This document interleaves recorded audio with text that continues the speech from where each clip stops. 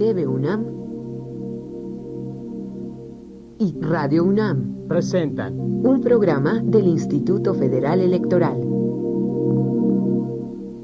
Voces de la Democracia.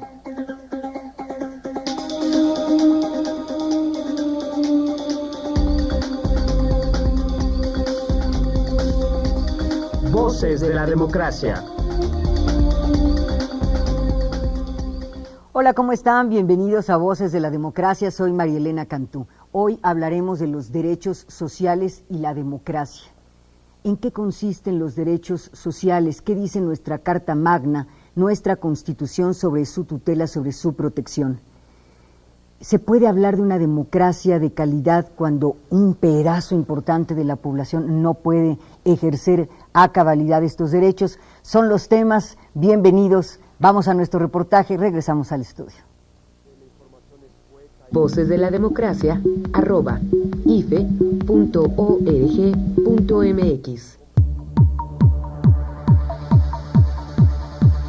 Los derechos sociales son aquellos destinados a garantizar universalmente el acceso a los medios necesarios para que todos los ciudadanos vivan de una manera digna.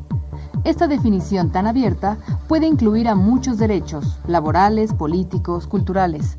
Sin embargo, generalmente se los considera como derechos a prestaciones de bienes o servicios, principalmente frente al Estado, tendentes a satisfacer las necesidades básicas de los más desprotegidos. Su relación con la equidad y la calidad democrática es evidente a todas luces. Estos derechos tienen, desde luego, una dimensión claramente prestacional e involucran siempre una transferencia de recursos directamente o a través de un servicio. De ahí que den motivo a confusiones, abusos y actos de corrupción, a ser considerados como favores, dádivas, incluso recompensas. A pesar de esta situación, la satisfacción de los derechos sociales está consagrada en la Constitución y ratificada en diferentes pactos de derechos humanos asumidos por México. Estos documentos deben ser tutelares de las garantías y no solo una lista de buenos propósitos. El siguiente paso de la democracia mexicana, como lo acuerdan en el Pacto por México, el Ejecutivo y los tres principales partidos políticos nacionales, es la creación de una sociedad de derechos que logre la inclusión de todos los sectores sociales y reduzca los altos niveles de desigualdad que hoy existen entre las personas y entre las regiones de nuestro país. Para ello, coinciden en impulsar acciones administrativas y reformas legislativas que hagan efectivos los derechos sociales. Acceso a los servicios de salud y seguridad social universales. Pensión para los adultos mayores de 65 años en estado de necesidad, seguro de desempleo y un sistema nacional de programas de combate a la pobreza son, entre otros, algunos de los acuerdos que asumieron las fuerzas firmantes del pacto. Un buen gobierno es una inversión a largo plazo. Sus beneficios no siempre se ven de inmediato, pero acaban rindiendo frutos. Invertir en salud, en asistencia social, en la lucha contra la pobreza y la desigualdad de oportunidades redunda en una sociedad más equitativa y justa, más humana y democrática.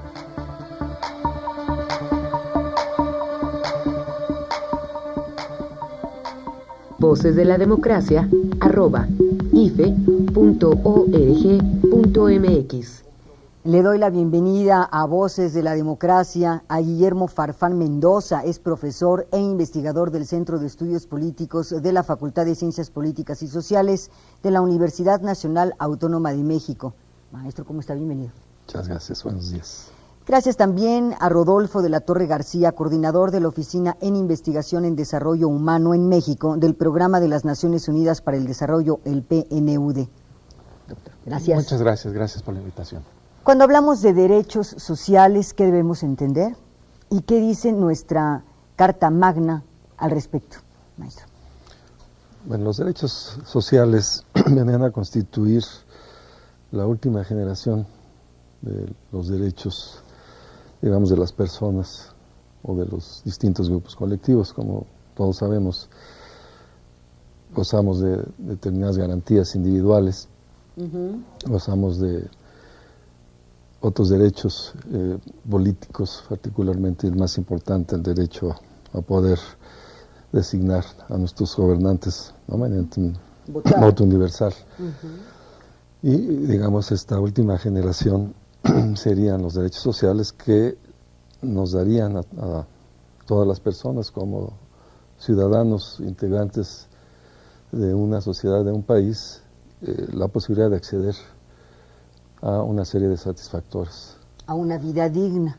En términos generales sí, pero ya de manera, digamos, más concreta, al acceso a un nivel de vida digno, a un servicio de salud, a un ingreso cuando decoroso, no estamos en condiciones de trabajar, como es la pensión, y a otra serie de satisfactores sociales que en este caso implican, como se menciona en la introducción, una erogación muy importante por parte del Estado para poderles dar cumplimiento, ¿no? De acuerdo a lo que señala la Constitución, ¿quién debe garantizar estos derechos? Por un lado, maestro, también después de la reforma constitucional al artículo 1, en 2011, estamos obligados a considerar, porque además ya tiene el mismo valor que lo estableció en la Constitución, los tratados internacionales firmados por México. ¿A qué estamos obligados en esta materia? Bueno, ahí hay un problema porque los derechos, o como fueron originalmente pensados, estaban ahí para proteger a los individuos de la invasión de las acciones de otros individuos o del Estado, como restricciones a que otros tomaran nuestra propiedad, nos privaran de la vida o de nuestra integridad física. En cambio, los derechos sociales son reclamos que puede hacer un individuo frente al resto de la sociedad y particularmente a través del instrumento de la sociedad que es el gobierno como representante del Estado. Sin embargo, ahí el tema es que el reclamo que se hace no está claramente especificado por qué canal tiene que ser. Por ejemplo, ¿a quién le vamos a reclamar el derecho a la salud o el derecho a la alimentación o a un ambiente sano? Digno. El reclamo es en general a la sociedad, al conjunto de individuos que conforman el Estado, pero cuando ya tratamos de especificar quién recibe ese reclamo, no está del todo especificado. Y eso quiere decir que no sabemos si es la Secretaría de Educación a la que hay que reclamar el tema de educación, o a la de salud, si es el de salud, o a alguna procuraduría en particular, como se hace en el caso de algunos derechos de otro tipo. Creo que ahí hay un tema pendiente en el caso del gobierno mexicano, de la sociedad mexicana, y es que estos derechos sean reclamables y exigibles a una entidad concreta. Que se escriba, que se anote, porque debe haber una confusión también si se lo pido a mi presidente municipal o delegado, o es responsabilidad del gobernador, porque recibe recursos para ello, o del presidente. Esta confusión, de acuerdo con sus estudios y juicio, ¿da lugar a que no se cumplan a cabalidad estos derechos en México? No, sí, desde luego. Históricamente se ha considerado que la Constitución del 17 fue, digamos, el gran instrumento de renovación y revolución social. En aquel momento además de avanzada, ¿verdad? Desde luego, pero y particularmente en el artículo 3, ¿no?, que se refiere a los derechos sociales en materia de educación, y después al artículo 123, aunque en realidad, más que derechos sociales, pues protege derechos laborales. Y después empiezan una serie de reformas acumulativas en el artículo 4, ¿no?, que es el que reúne todos los demás: el derecho a la salud, el derecho a la vivienda, el derecho a la cultura, el derecho a un trabajo digno. Bueno, eso aparece ya sobre todo en el artículo 123, es verdad. Pero este artículo 4 incluye hasta el derecho a un medio ambiente sano, etcétera, y en todos los casos remite, particularmente en el artículo 4, a las leyes y a las disposiciones que sobre la materia se establezcan a partir del precepto constitucional. Es decir, la Constitución establece un límite en cuanto a enunciar el derecho, pero no establece un responsable ni un procedimiento específico para poder hacerlo valer, ¿no? Y claro está que, digamos, también como resultado de la evolución histórica, el derecho a la educación, por ejemplo, es un derecho claramente más exigible. Una familia mexicana se presenta ante una escuela primaria de su localidad, una escuela secundaria, y puede exigir el derecho a que se le dé lugar a su hijo. Esto yo creo que tiene que ver sobre todo, digamos, con la manera como se ha venido asentando el derecho históricamente. Y lo mismo con relación al derecho laboral. Bueno, una historia muy, muy larga acerca de los derechos laborales, no solamente en materia de la ley federal del trabajo, sino de la seguridad social, por ejemplo. Pero todo lo demás, ¿no?, que mencionaba el profesor de la Torre, está en un artículo en el que cada derecho se garantiza en un pequeño párrafo de 2, 3 líneas y nada más. El resultado es que, digamos, tenemos en el texto constitucional los derechos, pero no tenemos en los hechos cómo reclamarlos y cómo, digamos, extenderlos de manera equitativa hacia el conjunto de la población. ¿Cuál es su diagnóstico, profesor? ¿Quiénes están fuera? ¿Quiénes no reciben en este reparto? Tomando en cuenta esta imprecisión en la norma sobre de quién es la responsabilidad. Bueno, uno puede entender mejor esta falla pensando en cómo debería de darse la conexión entre los derechos a nivel constitucional y las acciones específicas de un gobierno. Uno esperaría que la Constitución especificara de una forma bastante precisa, aunque quizás general, los derechos sociales. Después, la legislación secundaria los detallara y luego los planes de gobierno y los programas sociales estuvieran en función de esos derechos. Lo que en realidad ocurre, y ya se comenzaba a mencionar, es que el propio texto constitucional en algunas partes es omiso, es incompleto o remite a leyes secundarias que no necesariamente hacen la especificación apropiada de los derechos. Allí ya hay una desconexión entre la Constitución y las leyes siguientes. Para empezar. Pero después ocurre que los planes de gobierno no están planteados en función de los derechos que tienen que atender. Exacto. Y eso significa que las acciones específicas, los programas sociales, no necesariamente responden a la atención de los derechos, sino a alguna cuestión que se considere como prioritaria por parte de una política pública. Pero ahí ya tenemos una serie de problemas de desconexión, de inconsistencia, de omisiones, y lo que tendría que modificarse aquí es, por un lado, tener en la política pública un enfoque de derechos. Es decir, conectar desde el texto constitucional y las leyes los planes y los programas para que hubiera plena consistencia. Pero después hay una falla también en las instituciones que atenderían esos derechos. No me refiero a la Secretaría de Desarrollo Social o la de Educación, sino ante quién reclamamos los derechos. Si alguien, por ejemplo, es asaltado en la calle, pues va al Ministerio Público, denuncia, o si es un delito más grande, la Procuraduría atiende, pero no tenemos el equivalente a una Procuraduría de Derechos Sociales o un Ministerio Público para atender derechos sociales. Incluso en el caso de algunos derechos se puede hablar de que son atendidos sin una fuerza tan grande como la de una Procuraduría a través de una Comisión de Derechos Humanos. Bueno, no existe dentro de las comisiones de derechos humanos, quizás exceptuando el Distrito Federal, una visitaduría de derechos sociales, que ese también podría ser otro mecanismo.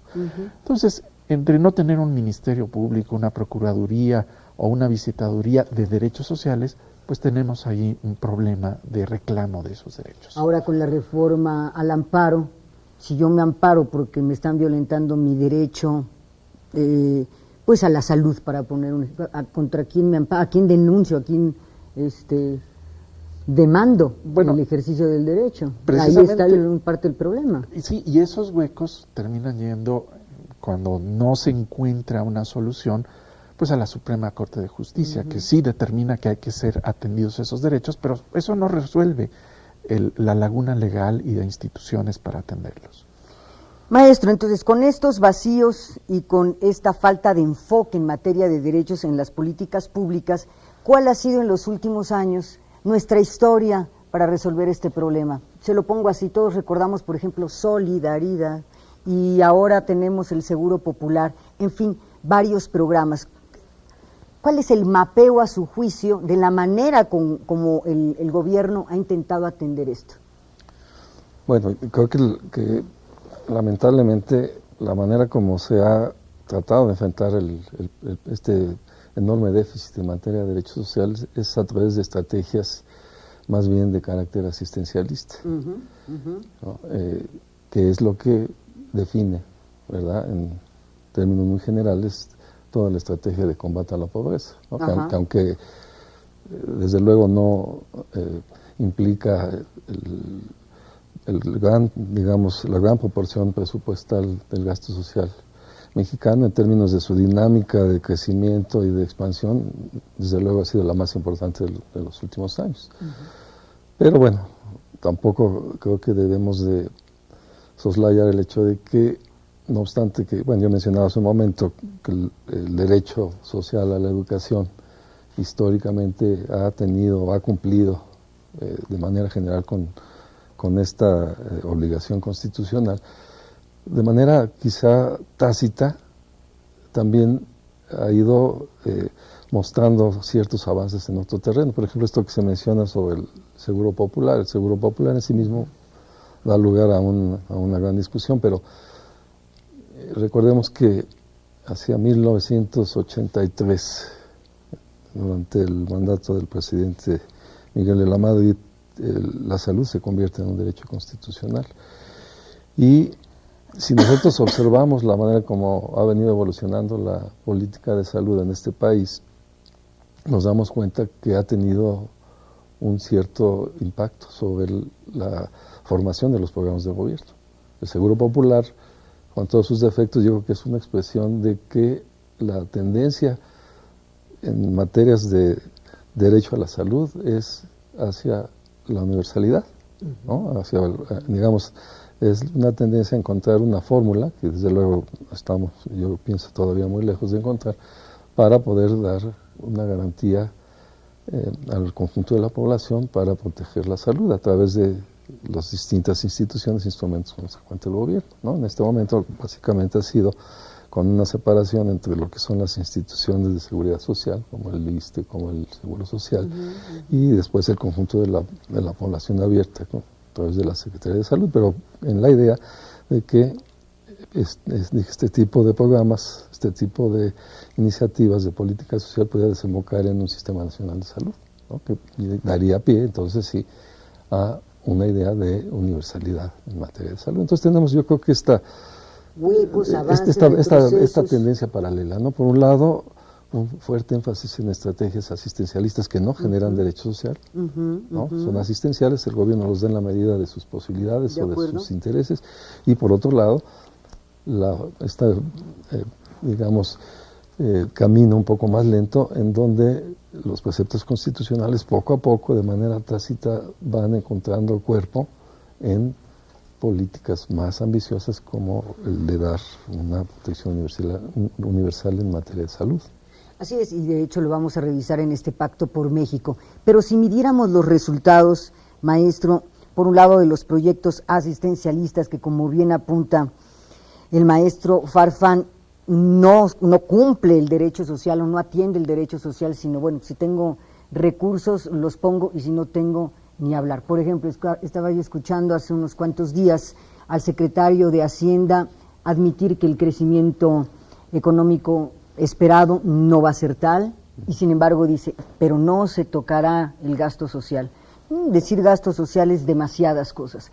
Tengo, por ejemplo, algunos datos interesantes sobre los sectores más vulnerables. UNICEF, por ejemplo, nos dice, de organismos internacionales sobre el tema, en su informe del Estado de la Infancia 2013 señala que en este país niños y niñas con discapacidad no tienen acceso a salud ni tampoco a educación, y que más bien son víctimas de abuso y de violencia, y pide la cifra que nos dé de 5.9 millones de niños con discapacidad que no pueden ejercer sus derechos básicos, y lo que pide son políticas públicas concretas. Pero si yo hablo de los discapacitados, ahí están también los adultos mayores, los indígenas, los pobres de México. ¿De qué tamaño es el pedazo de la población en México que el día de hoy, con proyectos asistencialistas o con, digamos, programas claros, hoy no pueden ejercer sus derechos sociales? Bueno, quizás la forma más clara de entender esta dimensión de el incumplimiento de los derechos sociales son con las cifras de pobreza, en donde aproximadamente 52 millones de mexicanos, de acuerdo al último cálculo, pues se encuentran o con carencias de ingreso, con carencias de salud, de educación, de vivienda, de acceso a la seguridad social. Estamos hablando de casi la mitad de la población, 46% de la población. Si ese es el grupo que ha fallado en alcanzar pues el cumplimiento de los derechos sociales, pues hay que comenzar a ver por qué. Y por supuesto que una de las razones será que el crecimiento económico en México no ha sido lo dinámico como para que permee al conjunto de la población que se encuentra con estas necesidades. Pero hay otra razón, y otra razón que proviene precisamente del gasto público. De todo nuestro ingreso nacional, apenas entre el 1 y 2% se dedica directamente al combate a la pobreza, a través de programas como Oportunidades y de otro tipo, aunque Oportunidades es el más pertinente presupuestalmente. Pero esto significa que cuando decimos que ha habido gasto asistencial, pues tenemos que también dimensionarlo. Ese gasto asistencial es pequeñísimo. Entonces no le podemos pedir a un gasto con esas características y de ese monto que resuelve el problema. Más bien tendríamos que preguntarnos, ¿qué ha pasado con nuestras instituciones de salud que no están atendiendo a la mayoría de la población que lo requiere? ¿Qué pasa con nuestro sistema de pensiones, que concentra recursos sobre todo en una parte de la población, quienes tienen empleo formal, y deja fuera al resto de la población que persiste en la informalidad y en la pobreza? Ahí es donde tenemos que preguntarnos cómo estamos estructurando nuestra política social, más allá de que se requiera, a final de cuentas, crecimiento económico y un, digamos, aumento sostenido de los niveles de ingreso. Pareciera entonces que estamos estructurando mal, y además de que lo estamos estructurando mal, le estamos dedicando pocos recursos. Creo que ese es un buen diagnóstico. Pocos recursos gastados de una forma ineficiente, pero sobre todo inequitativa.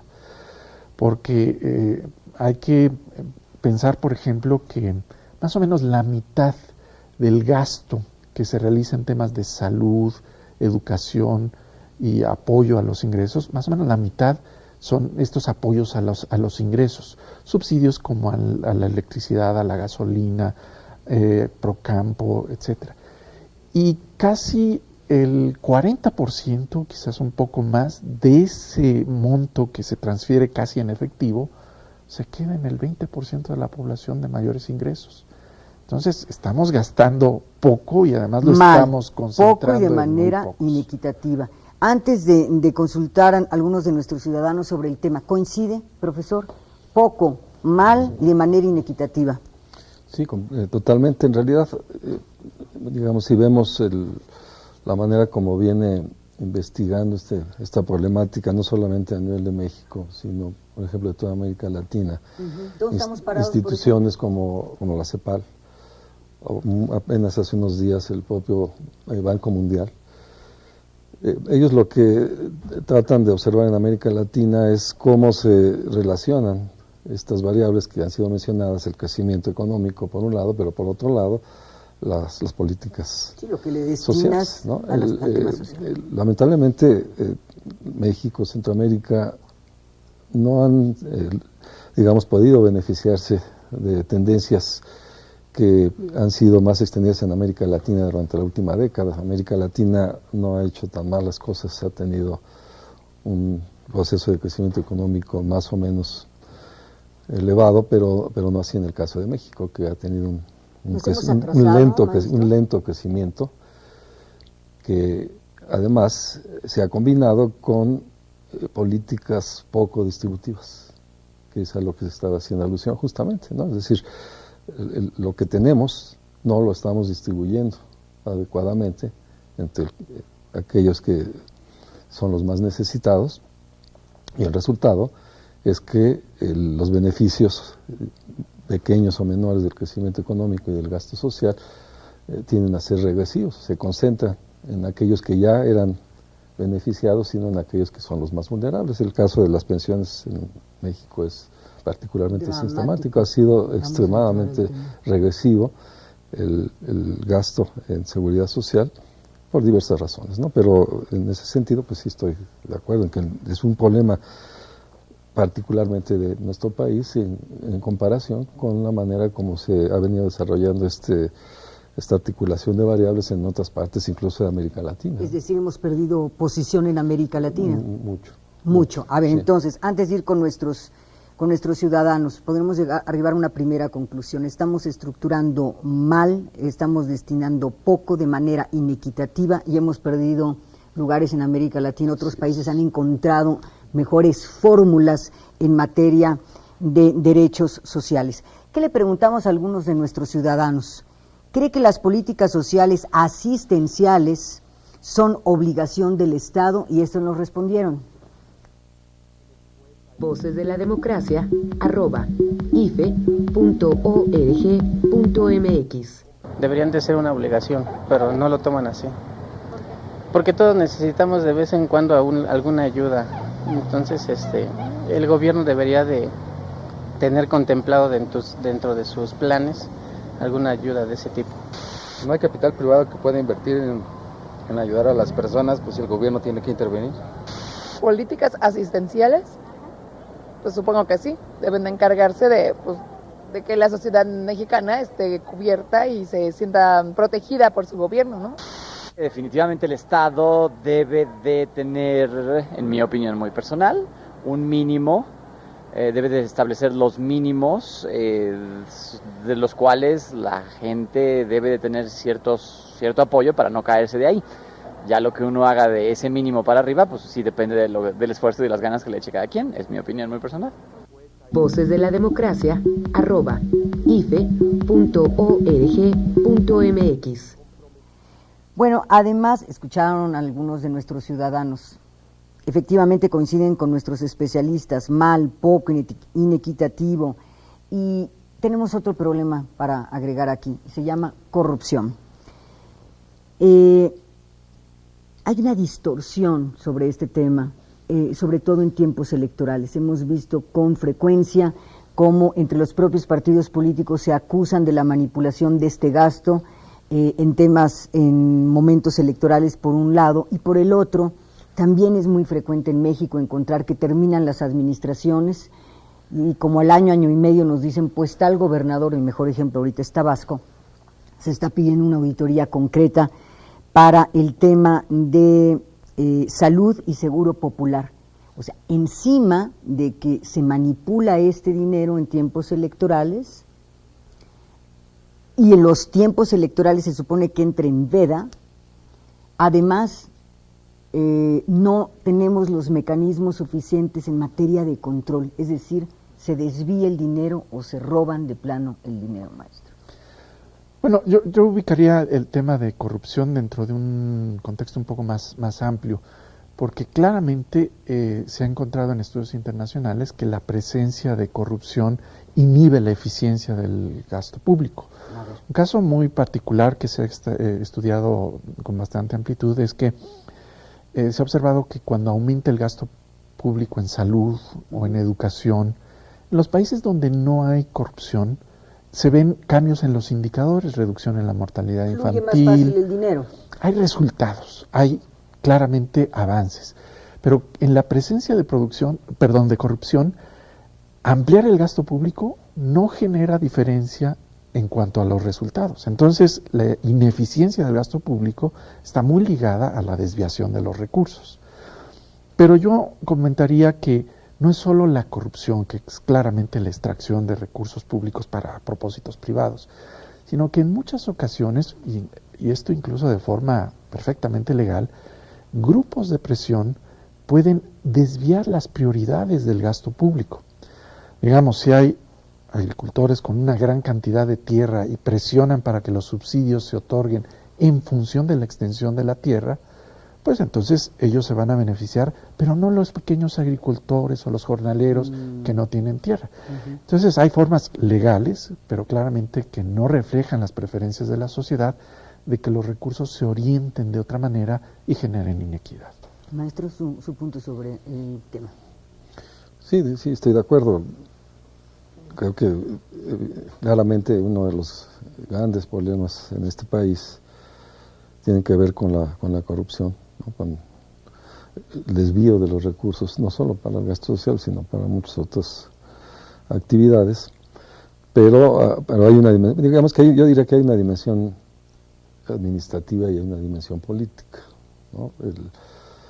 El problema fundamental en términos administrativos me parece que es esa enorme fragmentación y dispersión de programas sociales. Hay cientos de programas en cada entidad y miles casi a nivel nacional.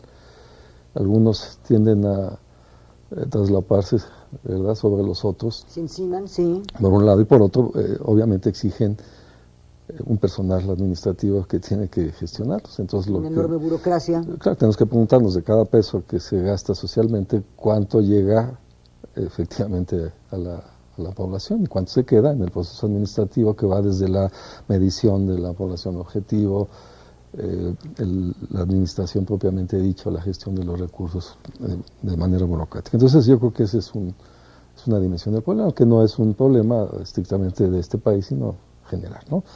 El otro es político, estoy de acuerdo, la presencia de los intereses políticos constituidos pesa, ¿no? Yo estaba pensando en este momento también en el fenómeno, por ejemplo, de la descentralización, ¿no? Desde la época del gobierno del presidente Zedillo, el gasto en salud, el gasto en educación, el gasto en infraestructura social básica se descentralizó. Y lo que los analistas han destacado es que, no obstante los beneficios hipotéticos de la descentralización, a la hora de distribuir los recursos, pesa fundamentalmente los acuerdos políticos entre los gobiernos y los sindicatos, la CENTE en el caso de la educación, los sindicatos de los trabajadores de la salud en el caso de la salud, y el resultado entonces es que las estrategias descentralizadoras, y en este caso también de gasto social, se vuelven inerciales, ¿no? Tienden a reproducir aquello que ya venía funcionando antes de los procesos de reforma, porque la reforma en sí mismo no tiene la capacidad para resolver la dimensión política del problema, ¿no? Entonces yo creo que viéndolo de esta manera, pues tenemos un entramado bastante complejo, ¿no? Entre corrupción, burocracia, intereses constituidos, ¿verdad?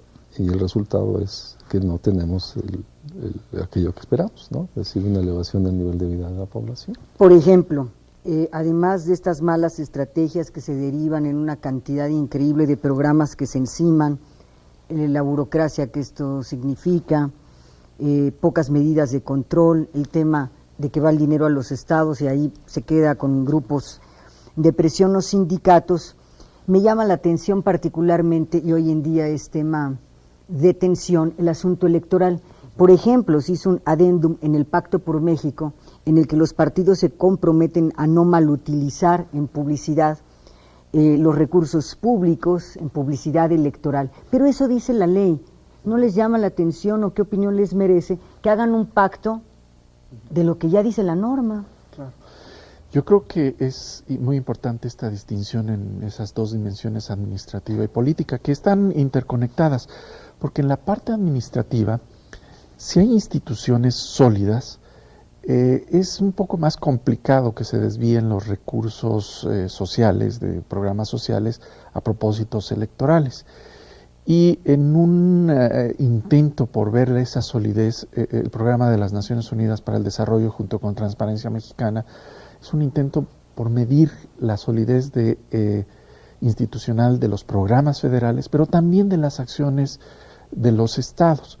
Lo que se encuentra es que a nivel federal hay reglas más claras de cómo se tienen que gastar los recursos sociales, hay padrones bien establecidos que se pueden consultar, hay reglas de operación, hay la publicación de los documentos que sustentan a los programas sociales, evaluaciones de su consistencia, de sus resultados. Y en cambio, en los estados, prácticamente esto está apenas gestándose y hay una gran desigualdad.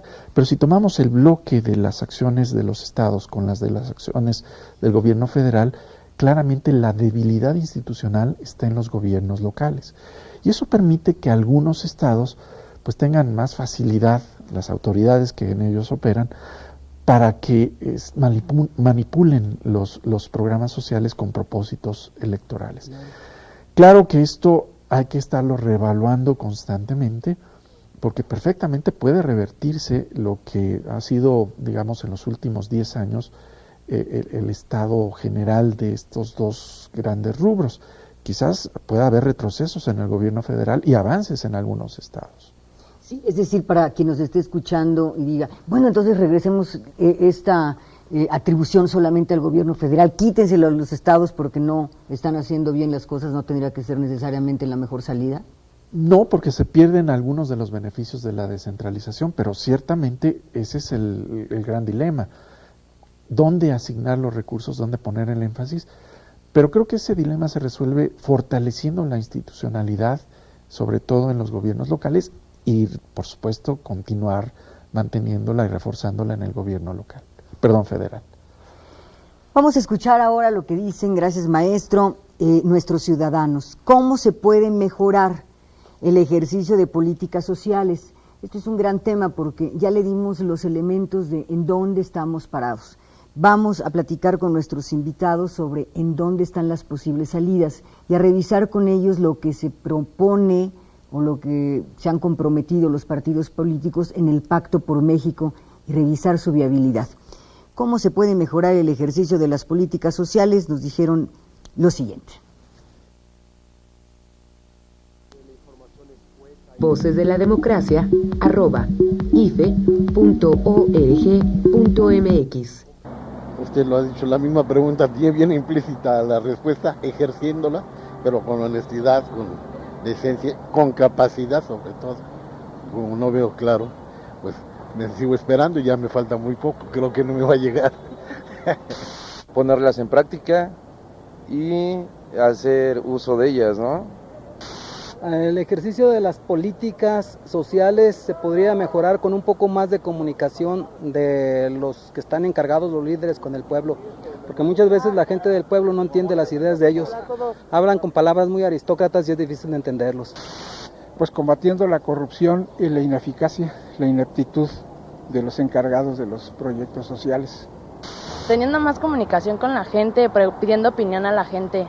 Pues llevándolo a cabo y vigilándolo, ¿no? O sea, primero proponiéndolo, luego llevándolo a cabo y luego que haya una vigilancia de que se lleva a cabo esas políticas. Pues yo creo que tiene mucho que ver con la dinámica que manejen el gobierno, ¿no? Digo, es una cadena y que realmente vean las necesidades que tiene el pueblo y nosotros también hablar y hacer aquellas declaraciones que de las necesidades que tenemos y cómo podemos solucionarlas. Somos parte, digo, es una cadena, ¿no? O sea, el gobierno y el pueblo. Voces de la Democracia, @ife.org.mx. Muy brevemente, ¿qué opinión les merece los comentarios de nuestros ciudadanos? Bueno, a mí me llama la atención que en este caso las intervenciones de los ciudadanos hacen poca alusión a esto que discutíamos al inicio del programa. Es decir, no dicen es que tengo derecho, ¿no? Hablan siempre de la obligación, de la responsabilidad del gobierno, de los responsables de los programas sociales, pero no se asume como un derecho. Yo creo que deberíamos de recomenzar por ahí, ¿no? Tenemos un serio déficit en materia de derechos sociales. Pues yo recojo de estas expresiones el deseo de estar informados, de supervisar, de que no se den casos de corrupción y se denuncien o se declaren las necesidades y estos programas las atiendan. O sea, un deseo de participar. Y curiosamente, el aspecto más débil de la institucionalización de los programas sociales es el componente de participación. creo que no se ha involucrado suficientemente a los ciudadanos para que estos vigilen con atención cómo evolucionan los programas sociales, si se están usando bien los recursos, si están dando los resultados, y creo que tienen razón en ese sentido. Ser actores fundamentales. Vamos a revisar lo que nos dice el Pacto por México sobre este tema. Acceso universal a los servicios de salud. Se aprecian los avances alcanzados en los últimos años en la materia, pero también se reconoce que todavía debe avanzarse mucho en la calidad y el alcance efectivo de los servicios de salud, particularmente para atender a millones de personas que no cuentan con empleo formal y viven en las zonas de mayor marginación social y dispersión poblacional. Compromiso 1. Se deben impulsar 2 principios de reorganización del sector salud, el de la portabilidad de las coberturas para que todos los asegurados puedan ser atendidos en cualquiera de los sistemas públicos de salud a su elección, y la convergencia de los sistemas para igualar gradualmente la cobertura y la calidad de todos ellos. Compromiso 1. ¿Qué opinión le merece, maestro? Sí, es claro, yo lo mencionaba en algún momento, que en nuestro país, en materia de salud, nos desarrollado en 2 vertientes claramente paralelas, ¿no? La misión que ha asumido la seguridad social para trabajadores asegurados y derechohabientes, y por otro lado para la población abierta. Esa contradicción creo que se está reproduciendo en la actualidad entre el Seguro Popular y el papel que desempeñan el Seguro Social. Pues ¿esto suena bien? Sí, o sea, el problema es que si nosotros queremos hablar de un derecho social a la salud, tenemos que partir del principio de que un ciudadano puede recibir la atención en cualquiera de las instituciones. O sea, no tiene por qué existir una diferenciación. Claro, hay que establecer ciertas reglas, pero no puede existir en principio una diferenciación entre las clínicas, hospitales, por ejemplo, del gobierno de la Ciudad de México, las clínicas del Seguro Social y del ISSSTE, sino que tiene que haber un procedimiento que permita que el ciudadano pueda reclamar como derecho la atención a su salud en distintas, o de manera indistinta a todas las instituciones. Muy bien. Le sumo, profesor, el compromiso 2. Adicionalmente, ante el crecimiento de los males asociados a la obesidad, se modificarán las normas mexicanas para prohibir en las escuelas los llamados alimentos chatarra. El compromiso 1 y el 2, profesor. Bueno, creo que hay que verlos en un contexto más amplio, no solo de la salud, sino de la seguridad social, en donde hay una injusticia, a mi parecer, fundamental. Aquellos que tienen un trabajo formal tienen derecho a acceder a servicios de salud que podrán tener sus deficiencias, pero que son muy diferentes al resto de la población que no tiene un trabajo formal, incluyendo la atención a la alimentación, los problemas de obesidad y sus secuelas, como la diabetes, enfermedades del corazón, etcétera. Entonces lo que se requiere es un sistema verdaderamente universal que implique de entrada que si se tiene un trabajo formal o no, eso no implica diferencias en derechos. Y la consecuencia natural de esto es que hay que financiar el sistema de salud a través de los impuestos y no a través de las contribuciones de los trabajadores a algún sistema de seguridad social y de salud, lo cual implica una reforma fiscal. Exacto. Y eso pues nos lleva a otro tipo de consideraciones. A otros desafíos. Pensión para los adultos mayores de 65 años que no cuenten con un sistema de ahorro para el retiro o pensión del IMSS o ISSSTE. Estamos en el compromiso 3. Como un primer paso, la reforma 70 y más pasará a ser de 65 y más. Como un segundo paso, se establecerá una cuota social adicional aportada por el gobierno federal a una cuenta individual a todos los mexicanos al cumplir 18 años y hasta la edad de 65 años, para dar plena portabilidad a los beneficios pensionarios de la población a lo largo de su vida. Compromiso 3, profesor. Sí, menos del 20% de la población en edad de retiro tiene una pensión. Y en ese sentido, pienso que, digamos, es urgente retomar esta iniciativa de crear una pensión básica universal, ¿no? Bueno, bajo los términos que se establece, sabemos, esto implicará que el Estado efectivamente abrirá una cuenta individual al momento de adquirir la mayoría de edad de un ciudadano y se le depositará el monto equivalente para que al momento de su retiro pueda financiarse mediante un mecanismo digamos que una aseguradora privada, una pensión. ¿No? Pero hay que tratar también de dimensionar el problema que implica el retiro y las pensiones en nuestro país. Países como México han venido disfrutando, quizá entre comillas, de lo que se conoce como el famoso bono demográfico, ¿no? Tenemos población en edad de trabajar que ha venido creciendo todavía en los últimos años, pero hacia el año 2020, 2025 esta tendencia va a cambiar y vamos a ingresar en el proceso que han atravesado ya otros países, sobre todo europeos, en el que pues la población está envejeciendo. Claro. Imaginémonos nosotros una población como la nuestra, envejeciendo, en el que menos del 20% de la población va a tener una forma de ingreso al momento de su retiro. Y hablábamos, por ejemplo, fuera del aire, hay personas que creen, ¿verdad?, con 200 pesos, eso creen aquellas personas que diseñaron este sistema. Bueno, eso significa que lo que en este momento consideramos nosotros como estrategias de combate a la pobreza se van a volver en estrategias de combate a la pobreza en la edad de retiro. Exacto. Y de ahí entonces la necesidad, la urgencia de dar un paso adelante en esta materia bajo distintas modalidades, porque yo creo que no está todavía resuelto cuál es la mejor estrategia, la mejor forma de financiar, ¿no? Yo estoy de acuerdo en que este tipo de prestaciones verdaderamente universales deben de tener un carácter fundamentalmente no contributivo. Pero de ahí eso nos lleva al otro problema, y de dónde lo va a tomar el Estado. La discusión es, ¿lo tomamos del IVA? Como se ha sugerido, ¿lo tomamos de los recursos del petróleo? Como ha hecho Chile, por ejemplo, creamos un impuesto específico que ayude a crear un fondo para generar estas pensiones, ¿no? Yo creo que eso no es algo sencillo, pero me queda claro que es algo verdaderamente urgente. El desafío es brutal, profesor Pensiones. Sí, y hay que comenzar por aprovechar mejor los recursos que se tienen. Yo mencionaba ya la inequidad que hay en el gasto. En el caso de las pensiones ocurre algo similar. El programa 70 y más del gobierno federal, en el pasado reciente, asignaba como subsidio a sus beneficiarios esa cifra que se mencionaba, casi 200 pesos. Pero para los trabajadores de algunas empresas públicas, el subsidio, no la pensión, solo el subsidio, era casi de 20,000 pesos. Y claramente, alguien que está en una situación de pobreza, recibir esa cantidad, pues no le alcanza para gran cosa en su retiro.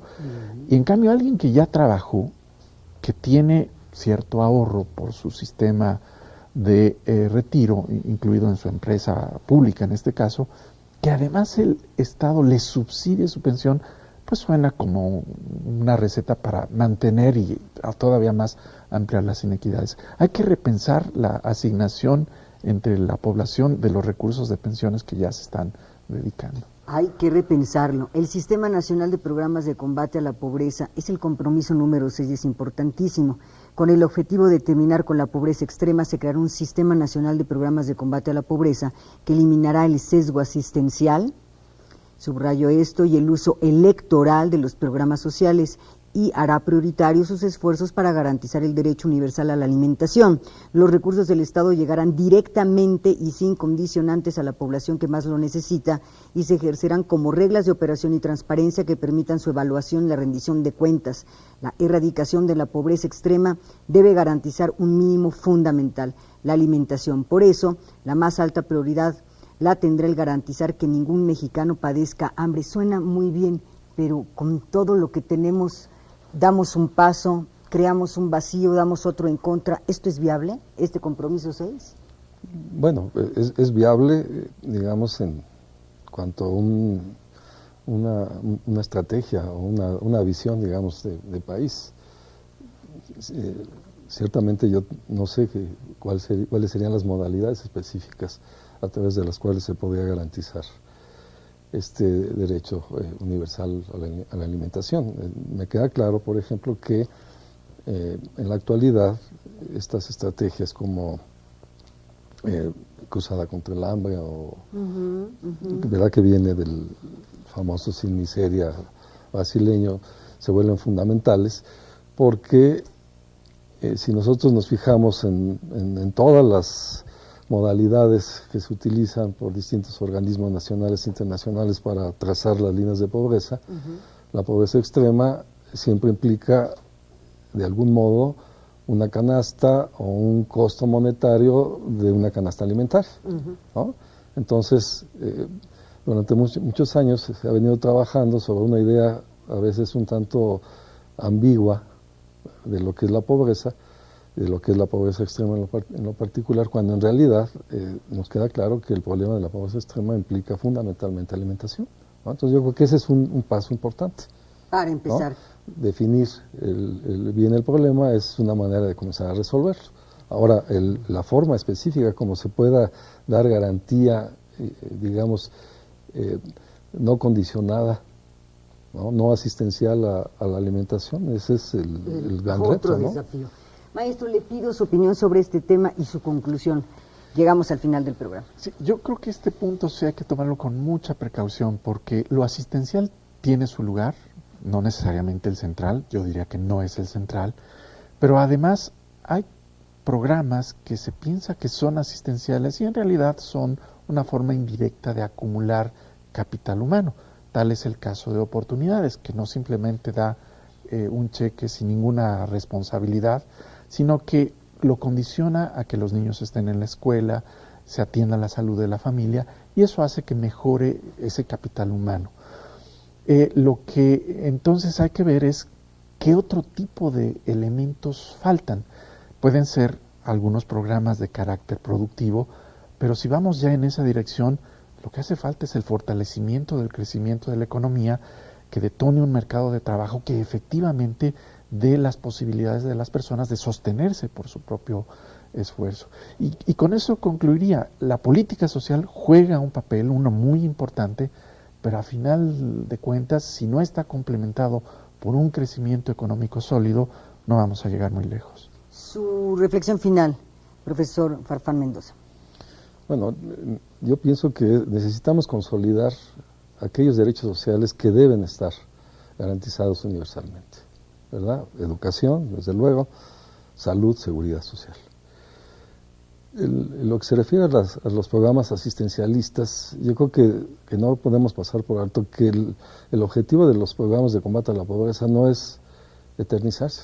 Claro. O sea, no podemos pensar en un programa de combate a la pobreza porque siempre vamos a tener pobres. Tenemos que pensar en una estrategia de combate a la pobreza, en la idea de que en algún momento van a dejar pobreza, sí, esa condición y van el programa, se está hablando de algo incluirse, que está mal. van a incorporarse, van a integrarse a la sociedad a través de la forma en que se pueden integrar, que es a través de la actividad productiva, con un empleo, disponiendo de salud, disponiendo de capacidades y habilidades profesionales y demás. En ese sentido, yo creo que sí es muy importante profundizar en los programas asistencialistas, teniendo presente que son programas y estrategias que pretenden sacar de la pobreza a las personas y no mantenerlas en esa condición y vivir de ellas eternamente, pero por otro lado, dar garantías de que los derechos sociales fundamentales están plenamente garantizados y son plenamente exigibles por parte de la población. Hacer la distinción. Hacer la distinción, desde luego. Muy bien, yo les agradezco mucho sus reflexiones en Voces de la Democracia sobre este tema. Gracias, Guillermo Farfán Mendoza, profesor e investigador del Centro de Estudios Políticos de la Facultad de Ciencias Políticas y Sociales de la Universidad Nacional Autónoma de México. Muchísimas gracias, profesor. Gracias a Rodolfo de la Torre García, coordinador de la Oficina en Investigación en Desarrollo Humano en México del Programa de las Naciones Unidas para el Desarrollo PNUD. Maestro. Muchas gracias por la invitación. Gracias a ustedes por acompañarnos una vez más en Voces de la Democracia. Hasta la próxima.